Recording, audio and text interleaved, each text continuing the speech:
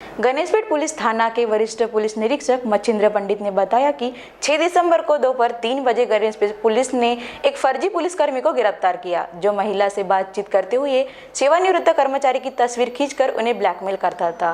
Police की or से आरोपी के खिलाफ अपराध दर्ज कर आगे की जांच जारी है। 10व्या महिन्यामध्ये 23 तारखेला कॉटन मार्केट या ठिकाणी एक वृद्ध इसम आहे, यातल्या तक्रारदार उद्धव ठाकरे 69 वर्षीय इसम आहेत।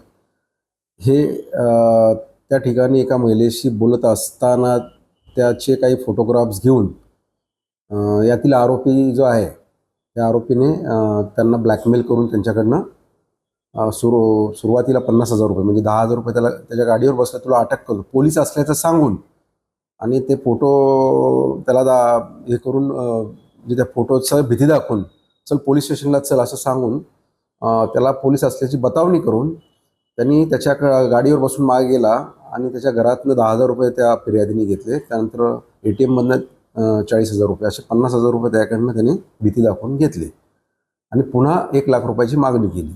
परंतु फिर्यादी त्यावेळेला तिथं रडायला लागल्यामुळं तो घाबरून तिथून निघून गेला होता। त्यानंतर 11व्या महिन्यामध्ये पुन्हा त्यांनी फोन करून यांच्याकडे अजून 2.5 लाख रुपये मागितले। त्यावेळेला फिर्यादी हे वर्धाला त्यांच्या गावी होते। फिर्यादीने त्याच्या बायकोला आणि मुलांना ही सगळी हकीकत सांगितली। त्यानंतर ते बेलतरोळी पोलीस स्टेशनला सुरुवातीला त्या ठिकाणी गेले।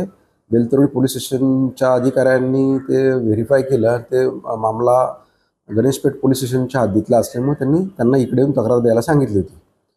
त्याप्रमाणे ते ज्या वेळेला आता इकडे येऊन त्यांनी सांगितलं, आमच्या तपास पथकाचे PSI डोईफोडे आणि त्यांच्या स्टाफने त्या संपूर्ण प्रकाराचा तपास केला, गुन्हा दाखल केला। गुन्हा दाखल करून यातील आरोपी जो आहे ह्या आरोपीचं नाव सुधीर बाबासाहेब लोखंडे हा जो आहे हा राणा प्रतापनगर भागात राहणार आहे आणि त्याचा शोध घेतला, याला शोध घेऊन पकडलेला आहे, अटक केलेलं आहे आणि सध्या तो पोलीस कस्टडी रिमांडमध्ये आहे। मी आपणाद्वारे सर्व नागरिकांना विनंती करतो की आपल्या बाबतीत सुद्धा जर असा काही प्रकार या व्यक्तीने आपल्या जवळच्या कुठल्या व्यक्तीच्या बाबतीत केला असेल तर कृपया गणेशपेठ पोलीस स्टेशन येथे संपर्क साधा। अशा प्रकारे हा आरोपी ब्लॅकमेल करून पोलीस असल्याचं सांगून लोकांना फसवून त्यांना धमकावून पैसे खंडणी मागतो। तर या अशा काही प्रकार आपल्या बाबतीत घडला असल्यास गणेशपेठ पोलीस स्टेशन येथे येऊन आपण संपर्क साधू शकतो।